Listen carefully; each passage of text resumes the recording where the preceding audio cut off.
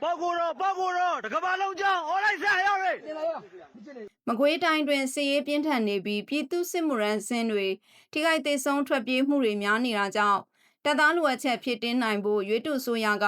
တစ်ဖက်လက်စီယုံဝါဒဖြန့်နေတယ်လို့ဒေသခံနဲ့တော်လိုင်းအင်အားစုတွေရဲ့ပြောပြချက်အရသိရပါတယ်။အာဏာသိမ်းပြီးနောက်တပ်အင်အားလိုအပ်ချက်အတွက်အသက်သွင်းပြဋ္ဌာန်းလိုက်တဲ့ပြည်သူစစ်မှုရန်ဥပဒေအရတမတ်သက်တမ်းပြည့်ပြီဖြစ်တဲ့မကွေးတိုင်းတွင်းကအပတ်စဉ်1နှစ်စင်းတွေကိုရွေးတုဆိုရကအခုရက်တွင်အကန့်ကြိုးဆိုပြီးဂုံပြုတ်ငွေပေးရနေတယ်လို့သိရပါတယ်။အဲဒီလုံရဟာရွေးတုဆိုရပြုလုပ်နေကြဝါရဖြန့်ရန်နေရဖြစ်ပြီးအဲဒီတဲကအမှန်တကယ်စစ်မှုရန်စင်လူငယ်တွေအပြင်မဟုတ်မမှန်နဲ့၎င်းတို့လောက်ခံသူတွေလည်းပါဝင်နေတယ်လို့ဒေတာရင်းရှိတော်လိုင်းတပ်ဖွဲ့ PRA မကွေးဥက္ကဋ္ဌကိုနေမွန်ကသုံးသပ်ထောက်ပြပါတယ်။ဒီစစ်မှုရန်ပြီးတော့ပြန်လာတဲ့သူတွေကအနည်းကင်းဘေးရှင်းချောင်းဆိုတာပုံဖော်ပြခြင်းတဲ့အဓိပ္ပာယ်သက်ရောက်ပါတယ်။ဒါပေမဲ့တကယ်မြေပြင်မှာတော့ရန်သူဘက်ကလူငယ်တွေအလင်းဝင်တာဖမ်းဆီးခံရမှုတွေတောက်လျှောက်ရှိနေတယ်လို့၎င်းက ARD Time ကိုဆက်လက်ပြောပါတယ်။ရွေးတုဆိုရကတော့၎င်းတို့စီးရေးတိုးမြင့်နေတဲ့မကွေးတိုင်းတွင်းကပြည်သူစစ်မှုရန်ပတ်စဉ်1နှစ်စဉ်လူငယ်316ဦးကိုစီးရေးတာဝန်တွေထမ်းဆောင်ပြီးသတ်မှတ်ကာလပြည့်ပြီဖြစ်တာကြောင့်နေရက်ကိုပြန်လာတာကိုဂုံပြုတ်ငွေပေးရတာနဲ့ညစာစားပွဲတဲခင်းအခန့်ကြိုးဆိုတယ်လို့ဖော်ပြပါတယ်။ဒါအပြင်အဲ့ဒီလူတွေကိုရွေးတုဆိုရကတအူးကိုငွေကျပ်3သိန်းနှုန်းပေးရတယ်လို့ဖော်ပြထားပေမဲ့